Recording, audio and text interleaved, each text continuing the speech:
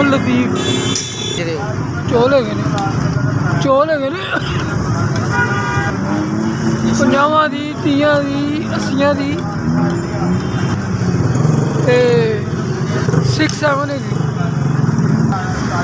बस की करिए भाजी, महंगाई का दौर नाल खर्चे पोते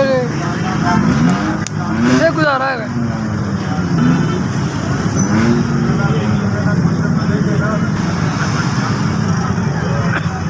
मैं शादी नहीं कराई, मैं मेरे भैन भरा ने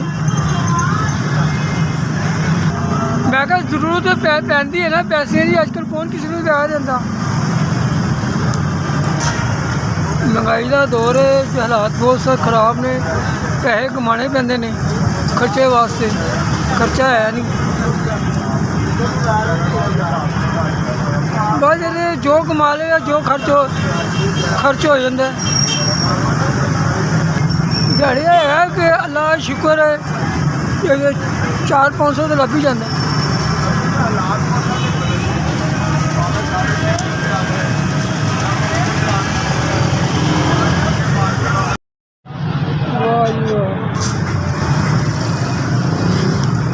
चार जिन्हें मैंने 4000 दिता है, अल्लाह उन्हें जिंदगी देवे और खुशियाँ बहुत देवे और दिली तमन्ना पूरी हो। जो दिल से तमन्ना ये ना और पूरी हो जाएगी, इंशाल्लाह होएगी, इंशाल्लाह होएगी ये तमन्ना। और बहुत अल्लाह खुश रखे मैंने जिधर भी जिक्र आएगा असं उन्हें याद रखांगे, दुआ देंगे और दुआवां से उन्होंने याद रखांगे। जिन्हें मैंने 4000 भेजे है, अल्लाह उन्होंने बहुत खुश रखे। SBS की बड़ी मेहरबानी, अल्लाह खुश रखे।